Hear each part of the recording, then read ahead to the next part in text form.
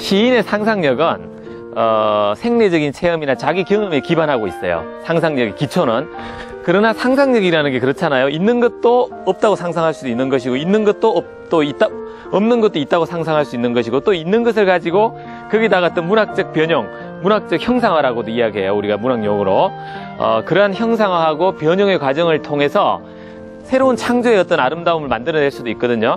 그래서 정지용 시인의 향수를 가지고 너무 정지용 이 옥천 지역의 어떤 지리적 여건만으로 해석하는 것은 정지용의 향수를, 그 향수가 가지고 있는 넓었던 광활한 상상력을 우리가 좀 축소할 수 있는, 제한할 수 있는 문제가 있다는 것을 여러분이 좀 참고를 하셔야 되고, 너무 이 지역하고 향수가 가지고 있는 어떤 구체적인 설명을 꼭 일치화시킬 필요는 없어요. 비슷한 것도 있고 다른 것도 있기 때문에, 시인이라는 삶, 예술가라는 삶이라는 것은 이렇게 어떤 자기의 생리적 체험과 어떤 어릴 때 어떤 유년 경험을 통해서 새롭게 변형할 수 있고 또 새롭게 형성할 수 있는 사람들이 예술가라는 것을 참고로 하시면 조금 이제 실개천이 있는 게 조금 생각했던 거하고 다를 수도 있는데, 이제 그런 것에 대한 여러분들이 또 이해를 할 수 있는 측면이 있다는 것을 아시면 되겠습니다. 지금은 대체로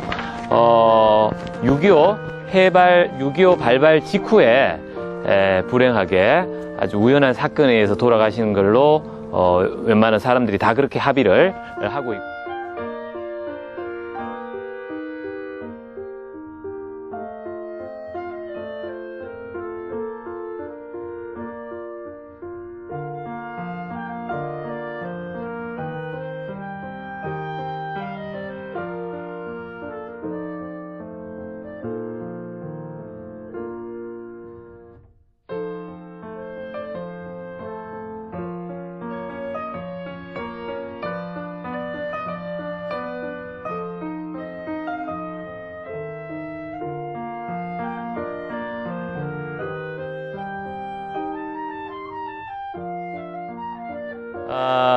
지금 1910년대를 한국 현대시의 출발이라고 지금 이렇게 그려놓고 있고요.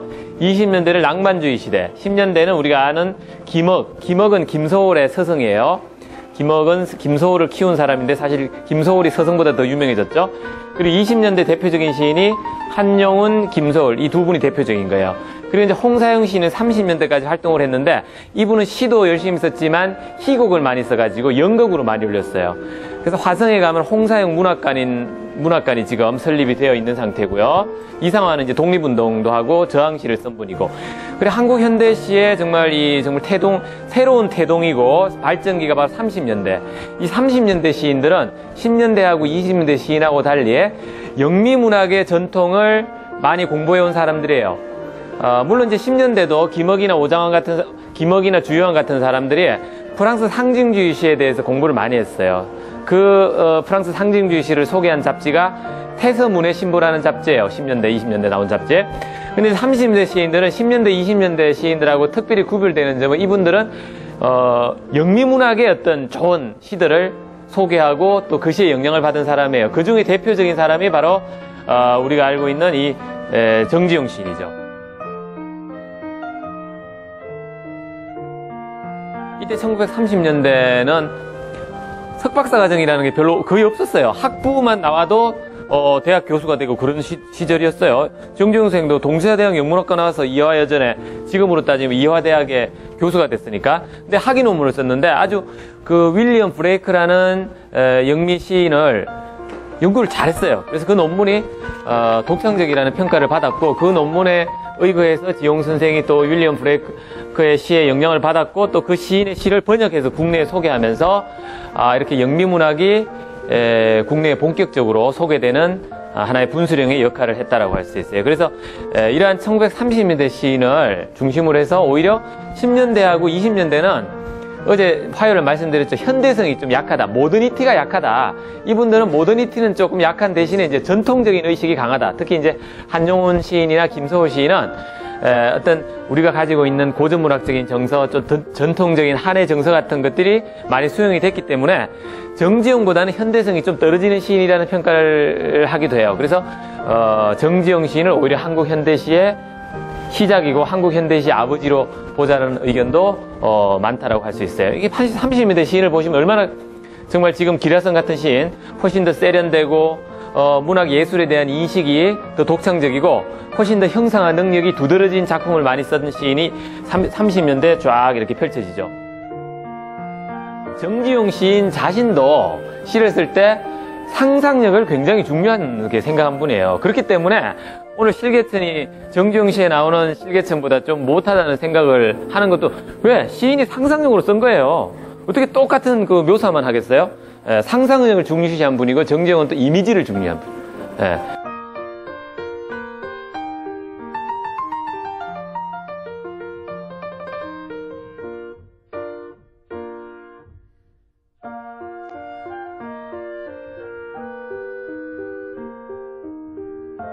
그래서 이제 시인의 시 중에 바다라는 시, 제가 바다라는 시도 말씀을 드렸는데요. 고전문학에서는 바다를 시로 쓴 경우가 좀 드물어요. 뭐 좀 있긴 한데, 드물고요. 이렇게 바다의 구체성을, 이렇게 정지용 시인이 쓴 것은, 바다라는 것은 뭐냐? 정지용에게 근대 공간의 상징이에요. 바다. 왜? 바다를 통해서 일본으로도 가고, 미국으로도 가고, 바다를 통해서 영국으로 가는 거잖아요. 바다라는 것은 새로운 근대적 공간, 새로운 모더니즘의 공간, 새로운 서구적 공간으로 나가는 분수령이자 하나의 어떤 징검다리예요. 정지용은 결국 바다를 통해서 새로운 세계에 대한 동경과 또 동경만 있는 것이 아니라 새로운 세계에 대한 두려움을 동시에 표현하고 있다라고 할 수가 있겠죠. 그래서 바다 연작시하고 해협이라는 시가 풍랑몽이라는 시도 있고 바다에 관련된 시가 굉장히 많다라고 할 수가 있겠어요.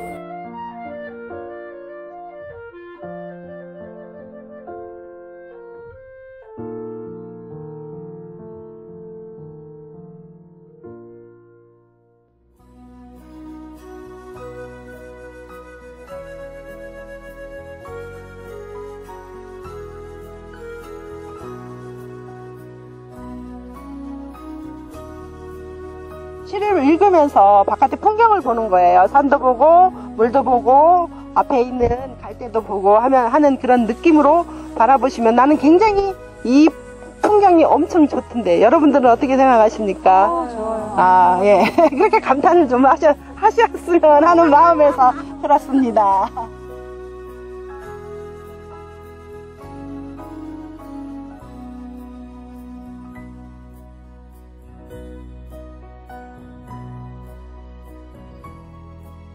지금 여기에 그 베스트셀러가 있는데요. 그 안에 정지용 문학상비 위트 있게 이렇게 베스트셀러 작품을 세워놓은 겁니다. 이것은 소곡으로 그 이름을 지어놨습니다. 저 앉는 곳에도 오셔서 한 귀절이라도 읽어보시고 가라 해가지고 앉은 의자 그 속에도 다 시를 새겨놨습니다.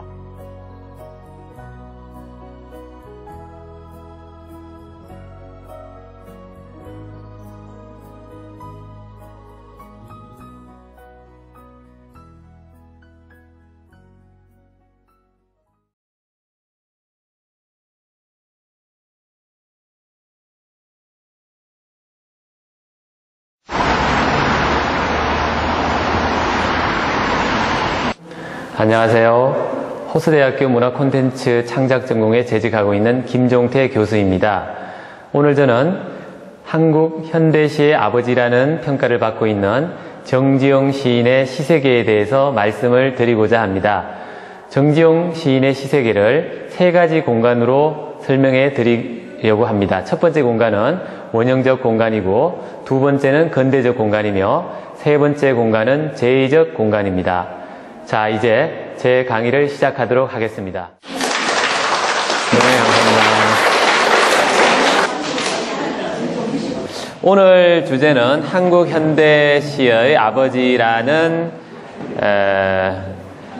평가를 받고 있는 정지용 시인에 대해서 말씀을 드리도록 하겠습니다. 먼저 우리나라에 여러분 이 PPT에도 있고 여러분이 받으신 자료집에도 시인들의 얼굴과 이름이 있어요.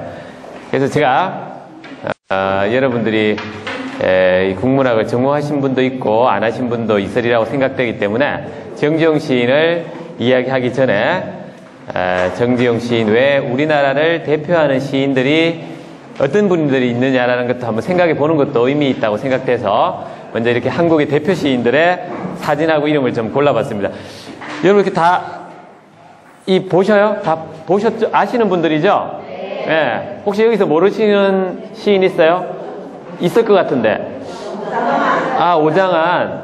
네, 오장한은 처음 들어본다. 또 처음 보는 분. 백석. 백석. 예. 그래요. 제가 생각했을 때 우리 한국 현대 시사에서 우리 한국 현대 문학사라는 게 한 100년 이제 남짓 되는 거예요. 일제시대 초기 또 구한말부터 우리 문학이 시작됐다고 본다라면 100년 좀 지나가는데 그 세월 동안 우리가 가장 많이 책도 사보고 그리고 많이 애송하고 또 그리고 교과서에 또 많이 실려있는 시인들 중에서 제가 10사람을 꼽아보니까 이런 시인들이 있어요. 주로 이제 여기 있는 시인들은 우리가 중고등학교 시절에 지금부터 한 3, 40년, 2, 30년 전에 배웠던 시인인데 그럼 김소월의 대표작은 어떤 게 있을까요? 진달래꽃. 우리가 3개씩 정도만 꼽아볼까요? 3개씩만. 또 진달래꽃 말고 또 못 잊어. 예. 산유화. 예.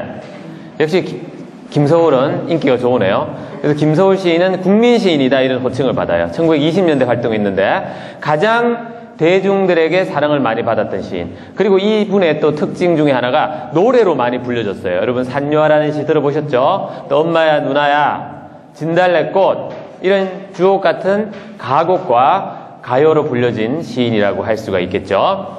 그 다음에 이제 한용운 시인. 한용운 시인은 또 어떤 시가 있습니까? 님의 침묵. 시집이기도 하고 시이기도 하고 또 나와 나룻배? 알 수 없어요. 알 수 없어요는 상당히 좀 난해하면서 좋은 시고 또 어떤 시? 나룻배와 행인? 나룻배와 행인. 네. 한용운도 꽤 우리가 많이 알고 있어요. 독립운동가이고 또 스님이기도 하고 제가 이제 그 타이틀에 한국 현대시 아버지라고 그랬는데 왜 그러면 김소월과 한용운이라는 1920년대 정지용보다 먼저 등단하고 정지용보다 먼저 활동을 했던 시인들이 있는데 왜 정지용을 한국 현대시의 아버지라고 하느냐? 그건 여러 가지 이유가 있어요. 현대라는 말에 우리가 주목을 해야 돼요. 현대라는 말. 현대성. 현대라는 말이 들어가려면 우리가 이제 현대성이라는 말을 영어로 말한다면은 모더니티라고 해요. 모더니티라는 개념을 놓고 본다면 이 한용운과 정지용은 모더니티가 조금 부족해요. 좋은 시를 썼지만 현대성이 좀 부족하다는 거야. 이 두 분은 한용운과 김소월은 좀 생래적인 시인이에요. 그러니까 서구의 어떤 관점으로 봤을 때 현대성이라는 것은 이 두 분한테 조금 부족한 측면이 있다. 훌륭한 시인이지만 그래서 모더니티라는 관점을 현대라는 관점, 현대성이라는 관점을 놓고 봤을 때는 정지용이 더 세련됐다라는 거죠.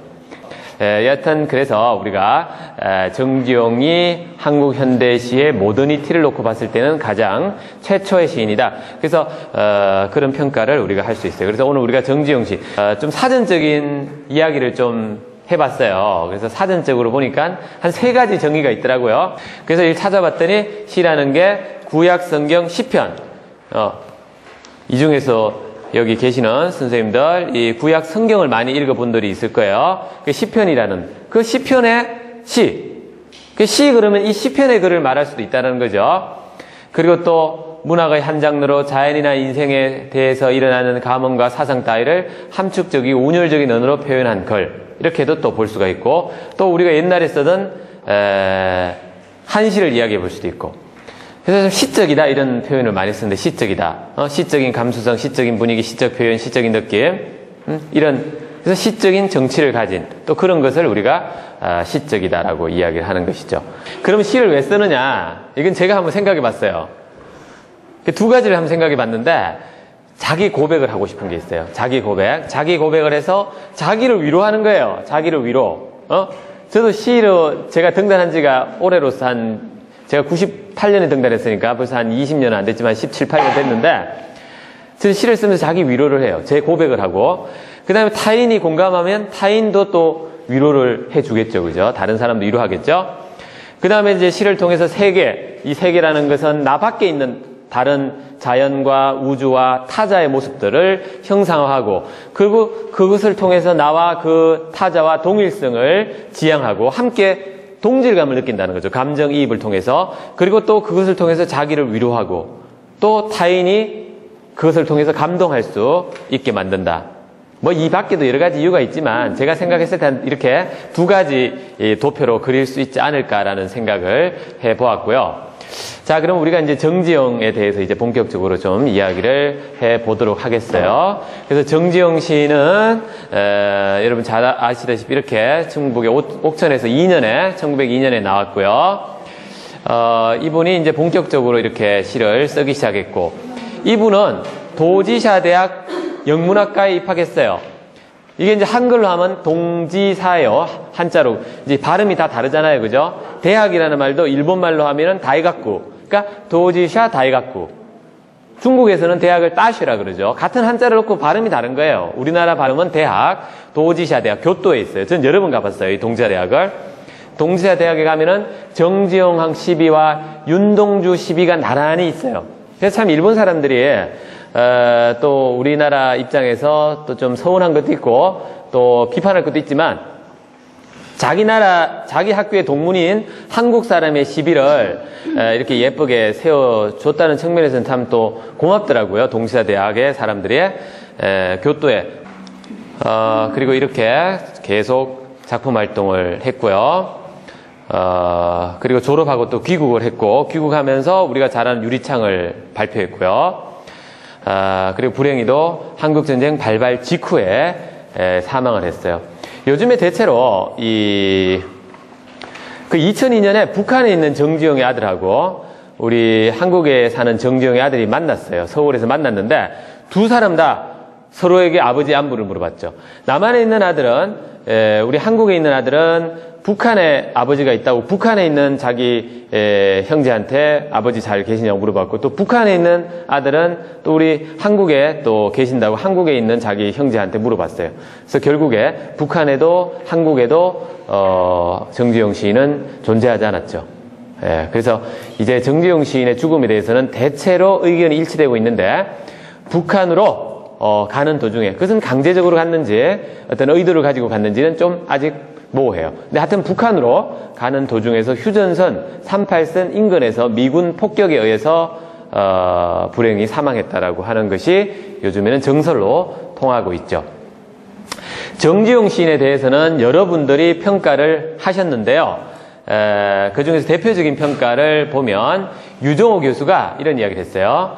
정지용에 와서 비로소 우리는 20세기 최초의 직업적, 전문적 시인을 보게 된다. 이런 평가를 했어요. 그러니까 직업적이고 전문적이고 예술과 의식을 갖춘 시인으로서는 정지용이 최초다라는 이야기고요. 그 다음에 김현주 교수는 정지용은 격조 높은 말솜씨와 채색 선명한 심상, 빼어난 감성 등으로 우리 시단의 한 이형을 이루었다. 이형이라는 것은 아주 개성적인 형태라는 뜻이에요. 이루었다. 그리고 오탁범 교수는 특출한 개성의 불가해한 집적은 모국어의 내재적 상성을 이루고 있다. 이렇게 평가를 했고요. 그리고 저는 이 정지용 시인은 전통성과 현대성의 겸비를 통해 시가 언어 예술이라는 사실을 자각한 최초의 한국 현대 시인이다. 그래서 정지용 시인은 아까 이야기한 현대성이라는 것은 우리가 영어로 말하는 모더니티인데 모더니티가 있어요. 왜? 이분은 영문학을 공부했어요. 그때 당대에 사실 영문학을 한다는 것은 굉장한 어떤 앞서가는 사람이라고 할 수 있죠. 그리고 이분은 영문학만 공부한 게 아니고 동시아 대학에 가서 영문학만 공부한 게 아니고 자기 아버지와 할아버지 밑에서 한시와 한학을 겸비했어요. 이분의 시에는 한시적인 상상력, 한시에서 영향을 받은 구절들이 꽤 많아요. 그래서 제가 봤을 때는 이분은 현대적인 것만 가지고 있는 시인이 아니라 전통적인 것과 현대적인 것을 함께 가지고 있는 어떤 입체적인 융합적인 시인이다라는 이야기를 우리가 할 수 있겠다라는 것이죠. 자, 그러면 우리 정지용을 연구한 책들을 한번 또 살펴볼까요? 대표적인 책들이고요. 이런 책들이 지금 시중에서 우리가 볼 수 있는 책들이다. 그래서 제가 이 책에 이 정지용 이해가 정지용 탄생 100주년 기념 논문집이에요. 저 혼자만 있는 게 아니고 정지용을 연구한 대표적인 저를 포함한 12명의 교수의 업적을 모은 책이고요. 그리고 요거는 제가 만든 책이고 이런 책들을 여러분들이 도서관에 다 있을 거예요. 도서관에서 보시면 되겠다. 그래서 이제 본격적으로 정지용 시인에 대해서 좀 이야기를 하겠어요. 그래서 제가 오늘 정지용 시인을 이야기함에 있어서 초기시, 중기시, 후기시 이렇게 이야기하고요. 그래서 정지용 시세계를 제가 세 가지로 나누어서 지금 이야기를 해놓고 있는데요. 초기, 중기, 후기예요. 그래서 초기 시는 공간을 중심으로 제가 이야기를 했어요. 공간. 우리가 살면서 우리는 공간을 옮겨 다니죠. 저도 지금 사실 계속 옮겨 다녀요. 제가 딱 보니까 저도 지금 20년 단위로 이렇게 끊어보니까 20년까지는 제 고향인 경북 김천에서 20년을 살았어요.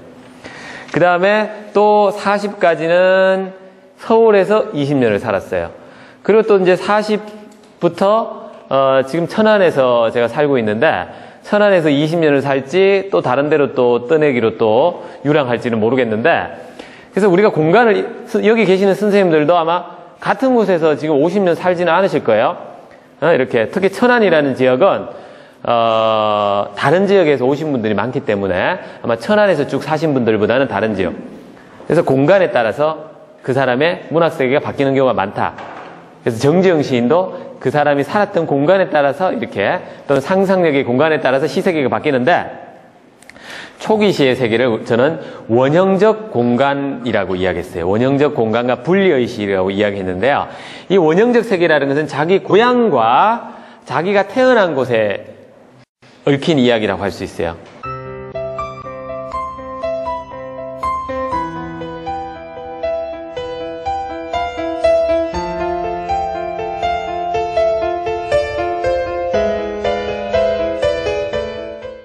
그래서 이 시에는 자기 오빠, 우리 오빠 가신 곳은 햇님지는 서해 건너라고 이야기했는데 그리고 그것도 서해 건너에 불이 났다, 난리가 났다 이야기하면서 이 시에는 자기 오빠에 대한 그리움이 있고요. 자기 또 오빠하고 이별을 지금 한 것처럼 보이지만 또 이별을 오히려 하고 싶지 않다라는 그런 상상력이 나오고 그래서 이러한 초기 시의 세계가 동시의 세계를 구성하고 있다라면 또 동시에 초기 시에서는요.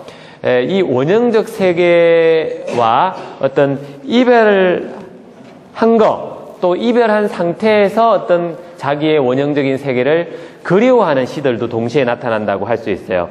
그래서 이제 일본에 유학했던 초기에 이 사람이 이제 고향을 떠나서 또 일본으로 갔거든요. 그래서 일본으로 유학 갔을 때 쓴 시도 바로 이러한 초기의 시의 연장선에서 같이 초기 시라고 봐야 된다라고 할 수 있어요.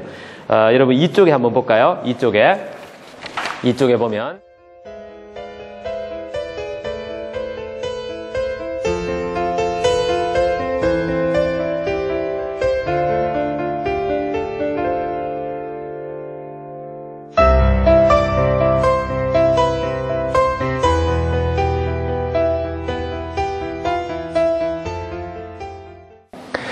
자, 한번 정지용의 우리 마음을 한번 따라가 볼게요. 여러분이 한번 어느 일본이나 유럽의 외국에 유학을 갔다가 한번 생각해 보세요. 정지용 마음 유학을 갔어요.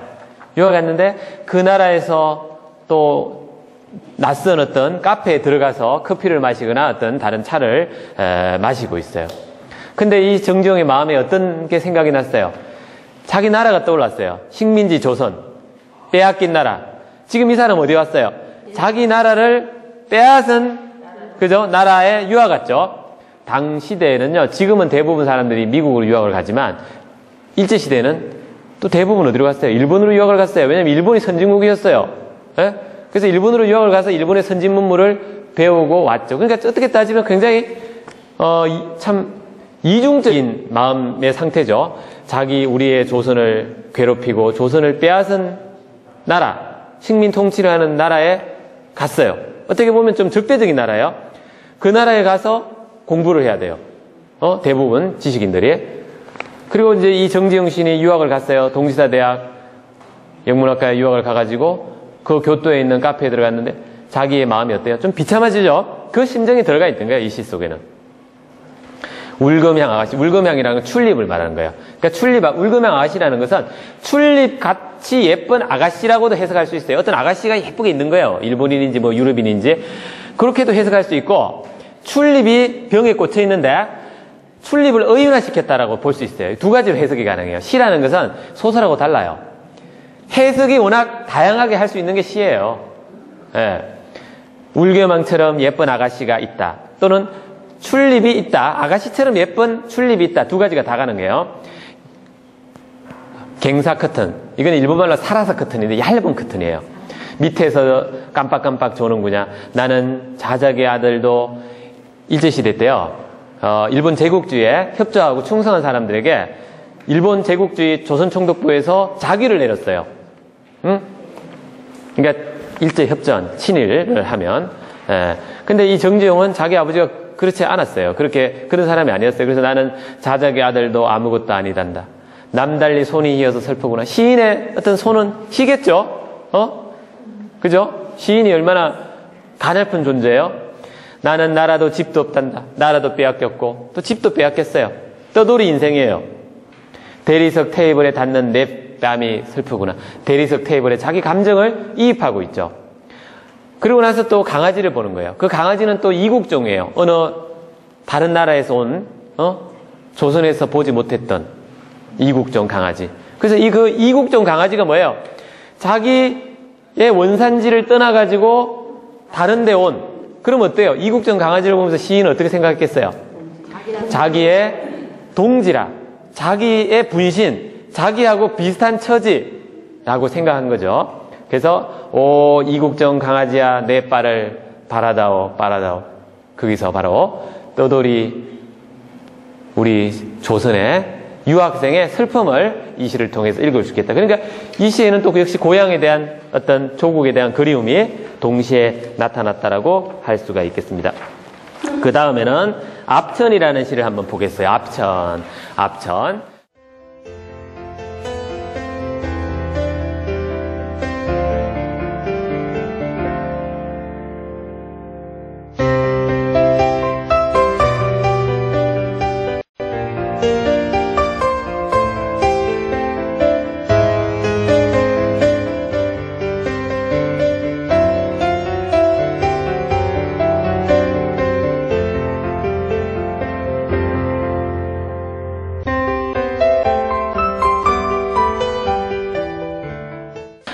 바로 이런 시들이 우리가 정지용의 초기 시를 형성하고 있다라고 할 수 있어요. 그래서 여러분 이 시를 보면 우리가 배운 시가 지금 여기서 다시 한번 도표를 한번 볼게요. 오늘 배운 시가 1교시에 배운 시가 진원해라는 시를 배웠고요. 카페 프란스라는 또 시를 배웠고요. 1930년대 시치고는 상당히 세련된 제목이죠. 1930년대에 쓴 시치고는 20년에 썼네요. 26년에. 상당히 세련됐고, 예디야기 구절은 이제 이런 시들이 있다고. 향수라는 시. 향수는 바로 원형적 세계의 아름다움을 그대로 표현한, 우리가 가장 많이 알려져 있는 시가 바로 향수라는 시라고 할 수가 있겠죠. 그리고 압천이라는 시. 그래서 이제 다시 한번 정리하면, 이러한 원형적인 세계를 형상한 동시라든지 향수라는 시도 초기 시이고, 그리고 그런 원형적인 세계에 대한 분리, 불안, 걱정, 내가 왜 이렇게 외로울까? 내가 왜 이렇게 고독할까? 내가 왜 이렇게 서러울까라는 시 마음을 이야기하는 카페 프란스라든지 압천이라는 시도 동시에 원형적인 세계와 연결이 된다. 원형적인 세계를 노래한 시, 원형적인 세계에 대한 이별, 분리를 걱정한 시들도 동시에 1920년대 초기 시로 생각해 볼 수 있다. 중기 시로 가면요, 교토에서 유학을 끝내고 돌아와요. 정지용 시인이.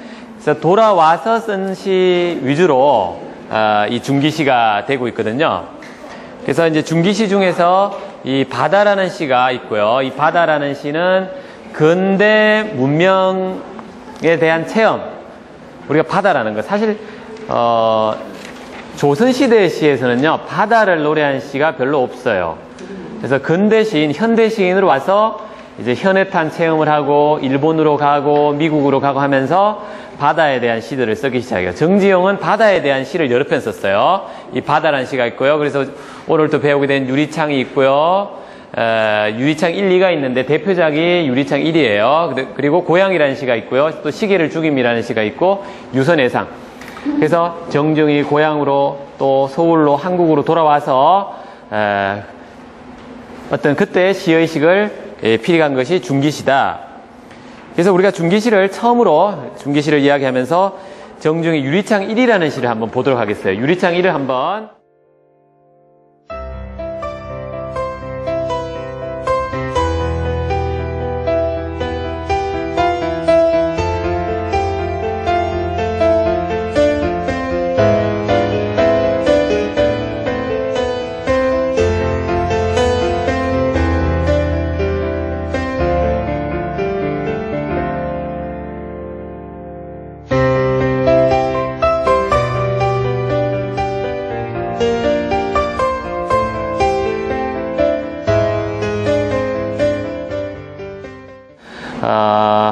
여러분 참척의 슬픔이라는 거 들어보셨어요? 참척. 이번에 세월호로 자기의 아들과 딸을 보내신 분들도 참척의 슬픔을 당하신 분이에요. 그게 바로 자기 자식을 먼저 보낸 슬픔이죠. 우리가 옛말에 자기 자신의 부모가 죽으면 산에 부모를 묻고 자식이 죽으면 마음에 자식을 묻는다, 이런 이야기가 있어요. 이게 유리창일은 바로 자기의 자식이 죽은 슬픔을 노래한 시거든요. 근데 이 시는 슬픔만 노래한 게 아니고 그 슬픔 속에서 그것을 예술적으로 성화시켜 보려는 어떤 미적 감수성이 동시에 존재하고 있는 작품이다. 그래서 유리창일은 교과서에도, 우리 중고등학교 교과서에도 많이 실려있는 작품으로 정지용 시 중에서 애송되고 있는 시예요. 그래서 정지용의 시에는 이렇게 가족의 비극, 가족 사이의 비극. 정지용은요, 사실 우리가 자식을 한 사람 먼저 보내는 것도 뭐 드문 체험인데 있어서는 안 될 체험이지만, 정지용 시인은 자식을 셋이나 먼저 보낸 그런 비극적인 불행한 체험을 한 시인이에요. 그러한 특히 정지용 시인이 이렇게 교토를 유학하면서, 일본을 유학하면서 자기의 고향과 가족에 대한 그리움을 노래했는데, 한국으로 조선으로 돌아와서 이렇게 가족이 셋이나 떠나가는 체험을 했을 때 그가 맞닥뜨린 비극이라는 것을 우리가 가히 짐작할 수도 없을 정도로 괴로웠다는 생각을 하게 되겠죠. 자, 이렇게 자기의 가족을 이런 슬픔을 노래한 것이 정지용 중기시에서 중요한 한 맥을 차지하고 있다. 그리고 5페이지 우리가 넘어가겠어요. 그리고 또 고향에 돌아와가지고요, 고향에 대한 어떤 불일치, 고향을 잃어버렸다라는 시인의 자각이 나타나고 있어요. 그것이 바로 정지용의 고향이라는 시에서 잘 형성화되고 있습니다. 여러분, 정지용의 향수는 초기시의 세계를 이루고 있다라면 정지용의 향수에는 이별에 대한 느낌은 좀 별로 없어요. 고향하고는 좀 달라요. 둘 다 우리가 노래로 불려져가지고 대중들이 많이 알고 있는 시인데, 향수라는 시는 고향의 아름다운 모습, 고향의 원형 공동체, 누이와 자기 아내와 아버지의 모습이 아름답게 그려지고 있는 시라면, 고향이라는 시는 이별에, 서러움에 더 초점을 맞추고 있는 시라고 할 수가 있겠습니다. 그럼 이 시도 한번 낭송을 해보고, 오늘 낭송을 너무 선생님들 잘하시네요. 그러면 34번 추경미 선생님, 고향이라는 시를 한번 부탁을 드리겠어요.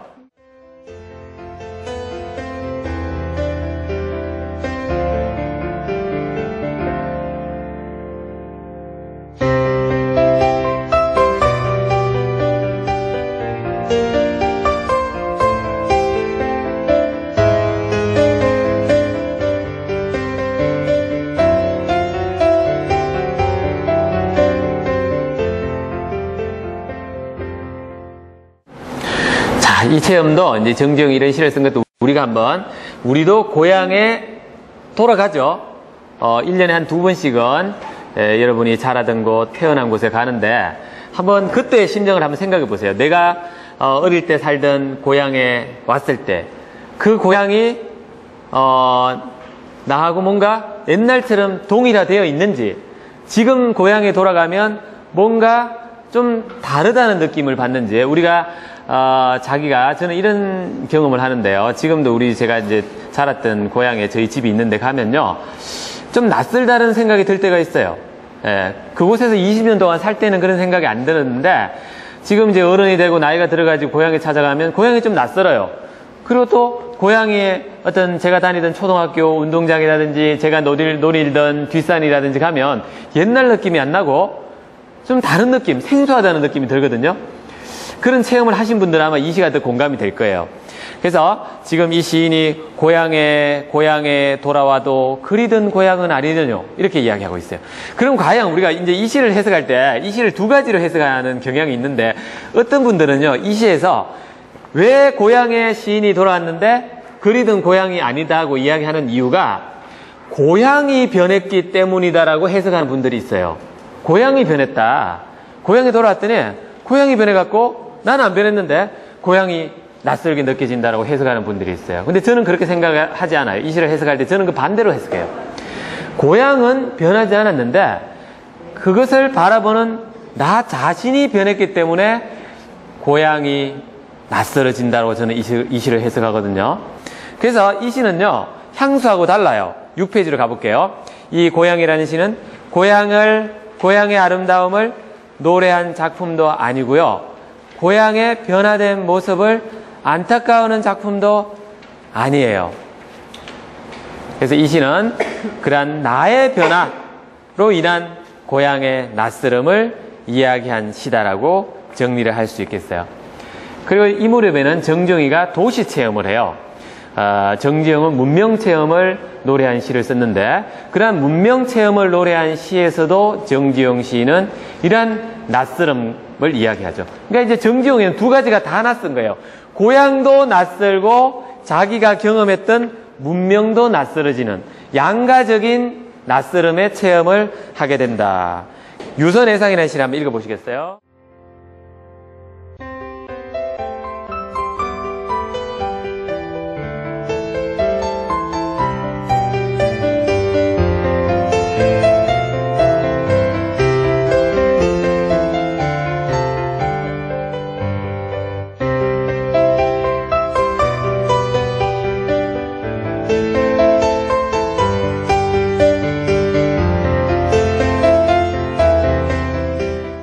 이 시를 해석하면서 저는 자동차로 해석을 했어요. 자동차. 그 해석이 나오고 나서는 대부분 제 뒤에 연구하는 사람들은 제 해석을 많이 맞다고 동조를 하더라고요. 그래서 이 시에는요, 바로 근대 문명을 체험한, 사실 근대 문명의 가장 중요한 대표적인 것이 30년대 자동차였어요. 그때는 컴퓨터가 없었거든요. 그래서 자동차를 체험하면서 근대 문명이라는 것이 이렇게 낯설고 신기하기도 하지만 근대 문명이라는 것은 어떻다? 불안하고 또 인간에게 고통도 줄 수 있다라는 이중적인 의식을 보여준 것이 정지용의 이 유선애상이라는 시다. 자, 우리가 중기시에 또 한 작품을 더 보도록 하겠어요. 중기시는 이렇게 고향을 떠나온 도시인의 심정을 시로 쓴 게 많은데요. 그 중에 하나가 시계를 죽임이라는 시예요. 시계를 죽임. 사실 우리가 정근대적인 세계에서는 시간관념이 좀 정확하지 못했어요. 저희 옛날에 이렇게 조선이나 신라시대 이렇게 사극을 보면 조례를 하잖아요. 왕하고 신하들이. 도대체 저 시간을 어떻게 저렇게 정확하게 지킬 수 있을까? 물론 이렇게 북도 치고 종도 치고 해 그림자, 달 그림자 가지고 시간을 알기도 하지만 시간 때문에 싸우기도 하고 시간을 못 지켜서 혼나기도 하고 그러지 않을까라는 생각은 들었고요. 근데 이 시간에 대한 철저한 어떤 의식은 근대의 시계가 보편화되면서 생겨나는 거예요. 그래서 정지용 시인이 이렇게 시계에 대한, 시간에 대한 자의식을 시로 썼다는 게 상당히 놀라워요. 1930년대. 그래서 아까 우리가 이야기한 자동차를 체험한 것처럼 정지용은 시계를 체험하면서 시간에 대한 형상화, 시간에 대한 불안과 또 어쩔 수 없이 시간을 우리가 지키면서 살 수밖에 없다라는 근대인의 자의식을 이 시계를 죽이며를 통해서 이야기를 하고 있죠.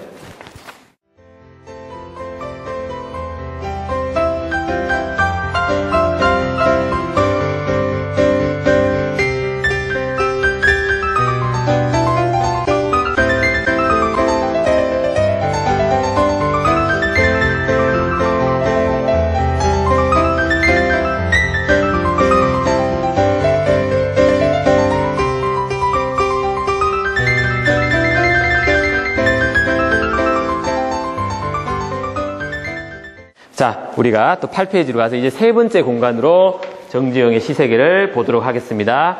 정지용은 이 도시체험의 고달픔과 도시체험의 비애를 좀 초월하고 싶었어요. 그래서 그의 상상력이 마지막으로 간 것은 아까 백록담이라는 시집이 있는데요. 이 백록담의 시집을 중심으로 해서 백록담은 시집이기도 하고 그 시집 속에 실려있는 한 편의 시이기도 한데 그 시집에서 주로 이야기하는 것이 자연 공간이에요. 자연. 산. 두 자라면 산수의 공간.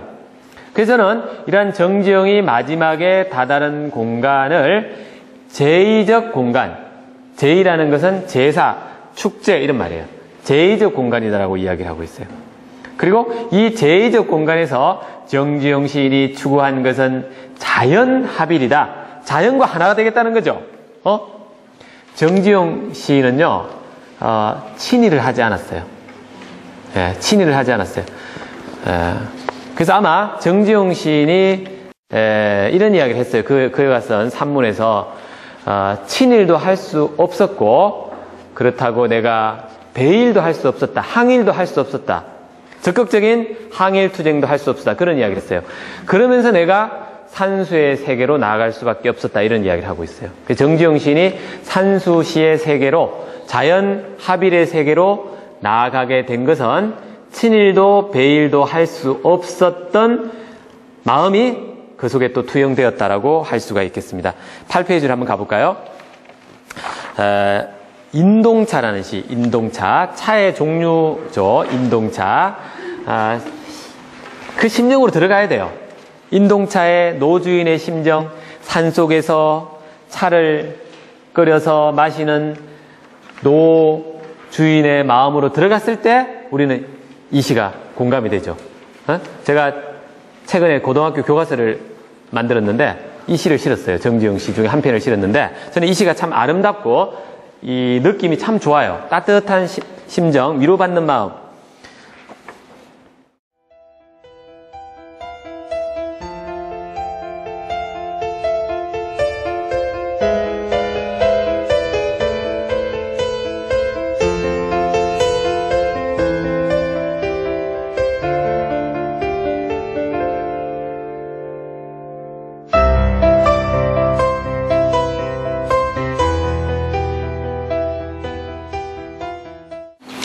네, 우리 아까는 시간에 대한 어떤 불안함, 시간으로 인한 고통을 이야기했잖아요.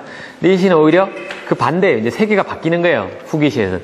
시간을 초월하고 있어요, 시인은. 시간을 초월하고 있는 대표적인 구절이 산중에 책력도 없이라는 구절.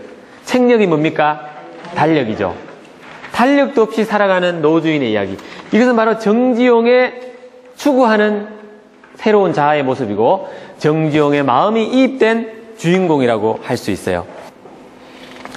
그리고 이제 정지용 시에서요, 또 이제 우리가 제가 제가 개인적으로 정지용 후기시에서 좋아하는 시가 이 예장이라는 시하고 호랑나비라는 시. 여러분은 잘 모르실 거예요. 근데 참, 와닿는 시예요. 내용이 적선 두 편 다, 산 속에서 산수 공간에서의 죽음을 이야기하고 있어요. 예장이라는 시는 산속에 들어간 화가의 자살을 이야기하고 있고요. 호랑나비라는 시는 산속으로 들어간 사람과 앞에는 이제 그 화가는 아니고 잘 차려입은 정장 신사의 죽음이고요. 뒤에서 이 호랑나비는 화가가 산속으로 들어갔는데 매점 주인하고 매점 여자 주인하고 사랑을 하다가 죽은 이야기.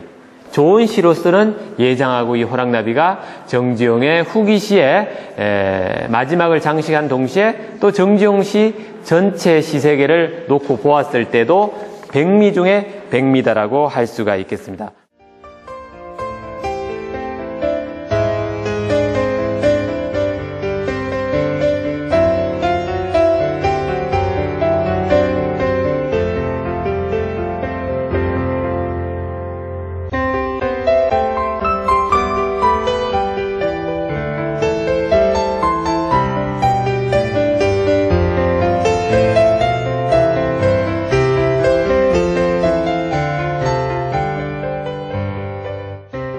그래서 이러한 정지용의 시세계는 상당히 입체적이고 역동적이에요.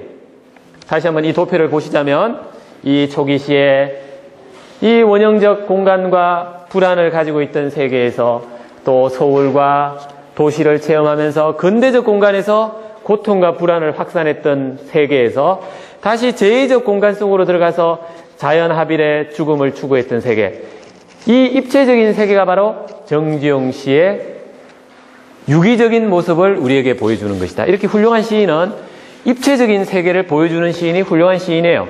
그러한 이 입체성은 시인이 의도를 하지 않아도 이렇게 훌륭한 시세계를 보여주었던 사람에게는 나타나는 세계라고 할 수 있고, 특히 정지용 씨는 1902년에 태어났어요. 지금보다 100년, 110년 전에 태어났고 20년, 30년에 시를 썼어요.